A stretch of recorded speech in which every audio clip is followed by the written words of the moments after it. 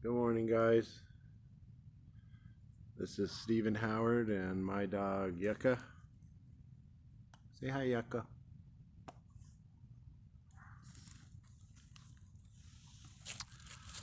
I usually have a hat on. I'm growing my hair out, trying to get that model thing going again. I don't know, at almost 50 years old with my tattoos that's going to happen, but it's always worth a try.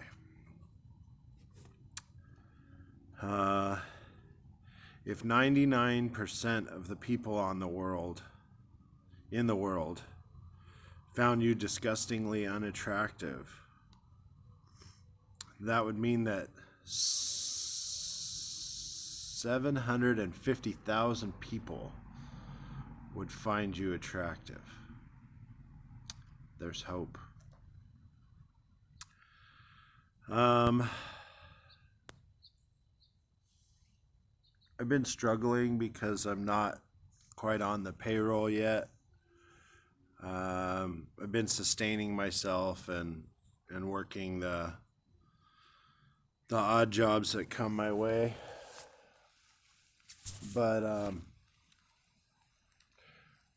I'm really looking for the quan, that stability. And I'm not just looking for it for me, because I can do pretty well without stability. I think I've proven that. If you can live on nothing up in Montana, then you're pretty much a candidate. When I left Las Vegas, originally, my wife and I had a house in Mountain's Edge. It was a $750,000 house up on a hill. Had desert views both directions and a koi pond in the back. Lived there with our daughter Marley. It was a beautiful house.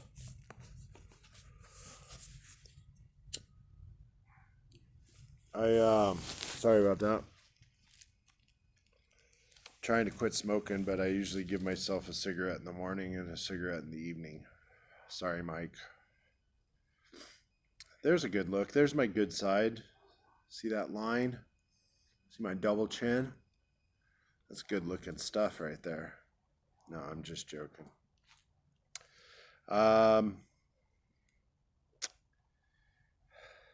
Yeah, so I want to talk a little bit about that.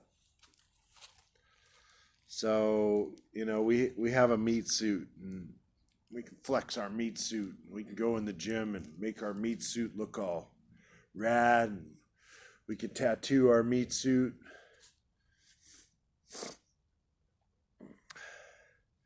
But what if you worked out on your spirit and your spirit looked rad? What if you tattooed sleeves on your spirit? What if you really reached for enlightenment? What if you really tried to carry yourself in a different way than ever before?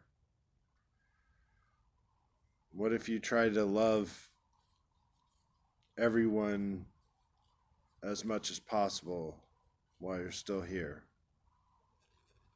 What if? As we sit here listening to some doves coo above, enjoying the morning sunshine, doesn't really matter that we're not on our 3 acres in Montana. I think I'll probably get a better tan here in Vegas. We can tan our meat suit.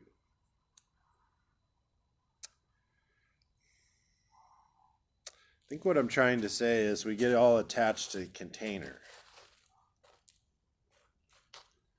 What it can do for us, how it makes us look, how we appear, how others appear to us. How others appear to us is a big one. Somebody might appear all perfect and rad and awesome and have everything, and their soul might be really in a lot of pain, and they might be in relationships that are self-serving or unserving, and they might really have bouts of depression, and might be really hiding a lot of emotions and things, and maybe when they do fall in love, they hide that and they run off. So there's a lot of things that can happen between the 3D and the 5D. It's like, I guess there's a good example. It's like this rock. This rock has its own individual shape. It was rolled.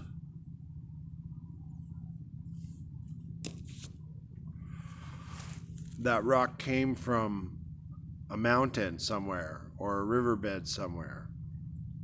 It was minding its own business. It was just a rock.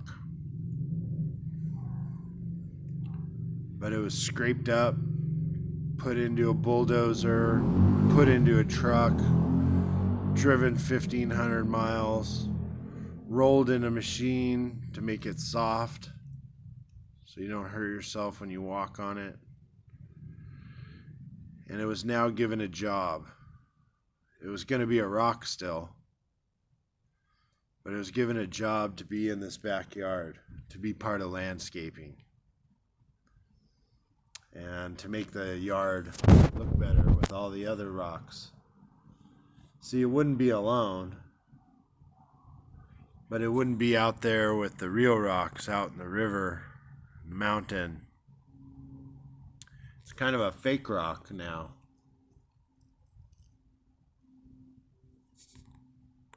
This analogy just came to me, so it must be divine.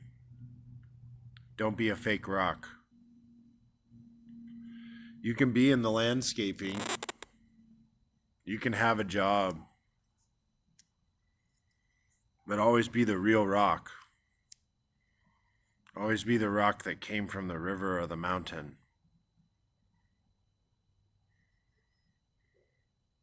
Be tougher than the other rocks. Be more loving than the other rocks. Be more passionate than the other rocks. Be more deserving than the other rocks. I don't know. I really don't. I just know that I'm a rock. I've been given a job. And I'm not talking about the job that you get from 9 to 5. You can have many of those. I've had probably 187,000 jobs in my life. Maybe not that many. Slave labor at 2.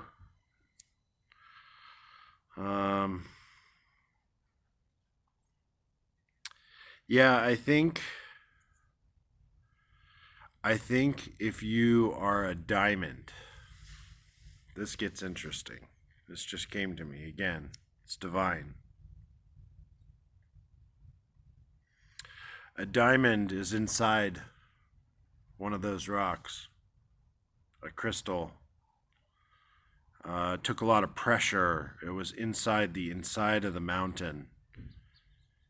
It had gained the knowledge of all the other rocks and all the pressure and all the time, and the dinosaurs coming and going, and economic and financial disasters that happen in your life, and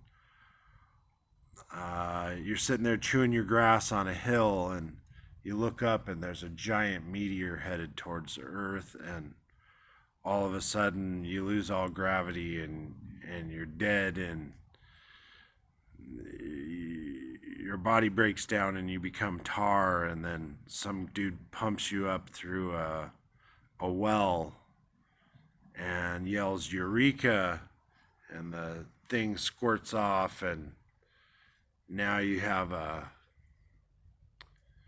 petroleum fuel plant that makes the petroleum fuel, and that goes to the big truck that takes it to the gas station and puts it in the tank, and you wait to pay $3 a gallon for it and put it in your tank so you can run.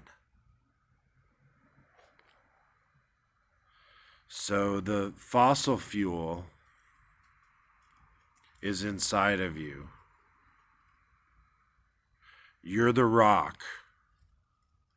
But if you are really polished down, people, I always say people, the universe, yourself, everyone around you, all of it.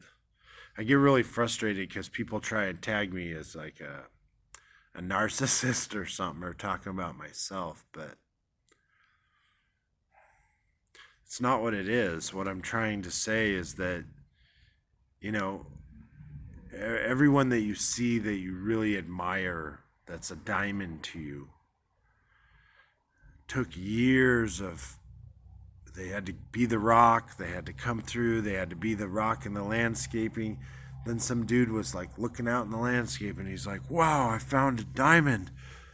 It just needs to be polished a little bit, and this thing will be amazing. Well, that's what I call life potential. That's what I call your dreams. That's what I call your passions, your desires, your innermost things that you want out of life. You're already it. It's already inside you. You already have the power. It is bursting out of you. People can see it.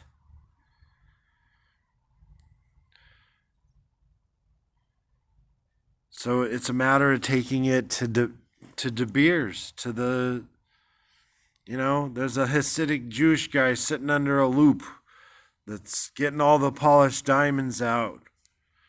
And he's looking at them all and he's like, wow, that one's worth like 100 grand, and that one's worth like 300 grand. Oh, and that one's got an imperfection. It's only worth 80,000. So you could have an imperfection. You could be not as pure as the next diamond. There could be some facet that you have to work on. So you can get that purity, that clarity.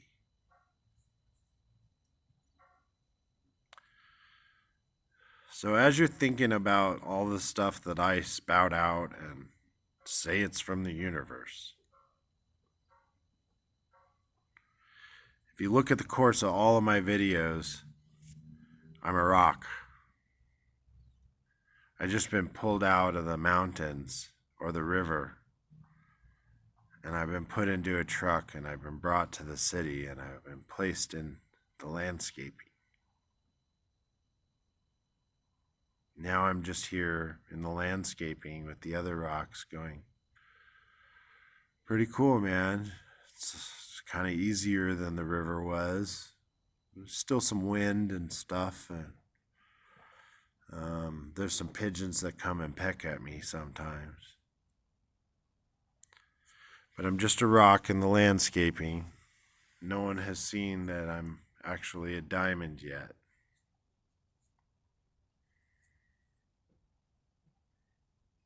Who knows what fossil fuels I might contain? Who knows what might come? What you might end up seeing after a while, after a year goes by. It's only been like, 12 days. Came down here for the holidays, got convinced that my life sucks.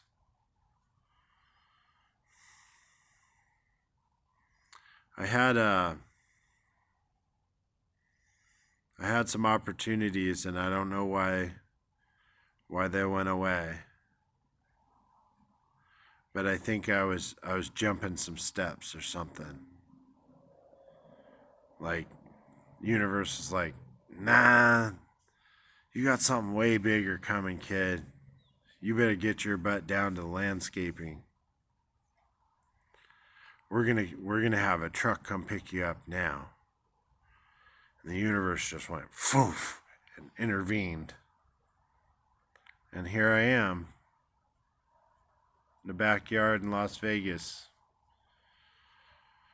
trying to shine like a diamond.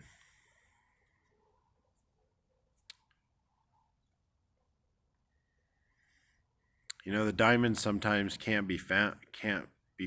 They send hundreds of guys out into the wilderness and they can't find a fucking diamond, but it's sitting right in their backyard. It's sitting right here. It just needs to be polished. It just needs training, time, effort. Wow, I look like Hitler. Heil Hitler. By the way, that was a joke. I really hate Nazis. I'm more of an Indiana Jones side guy. Snakes. Why did it have to be snakes? So, I know when I look in the camera, I know what I see. I don't know what other people see, but I know what I see. I know there's many characters within me and many abilities within me to do great things for the masses. So if you got any ins in Hollywood, any connection, anything that you want to do to help, I am sitting here in the backyard in Las Vegas, Nevada, trying to figure out how to get myself known. I was at a party in a suite at the Hard Rock during the AVN porn convention, and I met some hip hop artists, and they were saying that it costs about $300,000, and you could hire a PR firm that could pretty much make sure, it's probably gone up since then, maybe $500,000, to make sure your name, through articles, through news, through media, to make sure that your name becomes household. So I don't know. I gotta figure this out, but I'm gonna. And I hope you guys will watch along the way. Also, I hope you'll take the little pieces of channeling that come to me as your own guidance. That you're a bright shining star, you're a diamond. That every single one of us is a snowflake or a diamond. I don't care who you are. I don't care what your meat suit looks like. I don't care if you're considered ugly by the public, beautiful, comedian, actor, model, whatever it is. You know, everybody has those sides. Everybody has everything that they need to go the distance and to get polished. So me and Yucca saying bye. I hope Yucca gets Hollywood trained and polished as well, because she belongs in Beverly Hills, Chihuahua 2. Oh, that was already made. She belongs in Beverly Hills, Chihuahua 6. So, yeah. I think I'll leave it at that. Have a good day, guys. Shoots, mahalo. By the way, I'll tell a corny joke. The koala bear is the most dangerous bear of all because it eats, shoots, and leaves. Stupid joke. Have a good day, guys. Bye.